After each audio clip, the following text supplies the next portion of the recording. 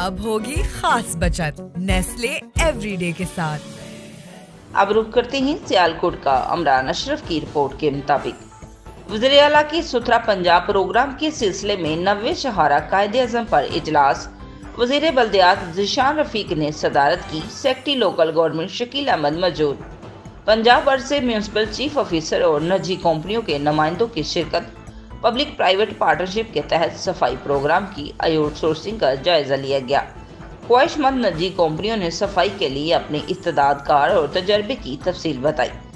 तहसील की सतह पर सुथरा पंजाब की आउटसोर्सिंग की जाएगी। वज़ीर बल्दियात देहात शहरों में सफाई के दरीपा निज़ाम के लिए शहरियों की शिरकत ज़रूरी है। वज़ीर आला मरियम नवाज शरीफ का पहले रोज से सफाई पर फोकस था। वज़ीर बल्दियात पब्लिक प्राइवेट पार्टनरशिप के बीन अक़वामी मॉडल्स भी मद्देनजर रख रहे हैं।